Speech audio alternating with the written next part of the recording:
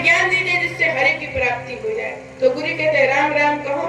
तो ये तो सब कोई कहते हैं कि राम राम कहो, कुछ और बताइए।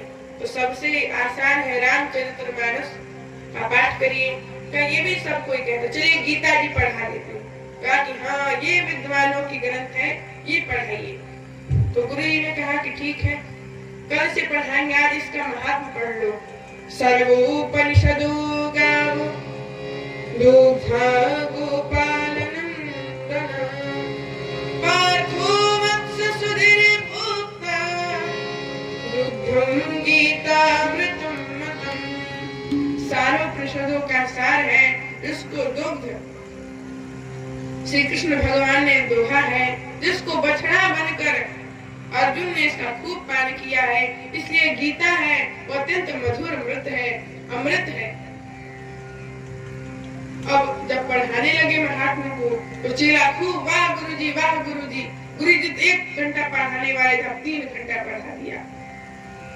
गुरुजी ने चेला से पूछा कुछ समझ में आया? तो हाँ सारा चीज समझ में आ गया, लेकिन सर्वप्रथम आपने एक श्लोक बोला था दुग्धा गोपाल नंदन, ये 2 गधा क्या है? तो कहा कि अच्छा तुम इतने बड़े विद्वान थे, एक गधा हम हैं, एक गधा तुम।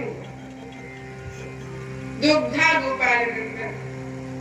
गीता जैसे इतने बड़े शास्त्र को बनाया, लेकिन अभी भी मन असंतोष है। एक दिन सरस्वती नदी की तट पर व्यास जी अपनी कुटिया बनाए हैं, वहीं पे नारद जी बगल से जा रहे हैं। नारद जी ने वेद व्यास जी का दर्शन के लिए वहां पे आए। पाराशर्य महाभाग भवतः कच्चिदात्मना पारितुष्यति शारीर आत्मा मानसे भवा। अरे पाराशर जी के पुत्र महाभाग, सब ठीक ठाक हैं? आपने तो अपने शरीर के सारे इंद्रियों को जीत लिया है और अपने शरीर की भी सारी कामनाओं को पूर्ण कर दिया। वेद व्यास जी के पूजन किया, भोजन प्रसादी कराई। तो कहा कि कहा महाराज, हमने इतने ग्रंथ लिख दिए, अनेक प्रकार के शास्त्र लिख दिए, लेकिन अभी भी हमारा मन असंतोष है, अशांत है, इसका कारण बताइए।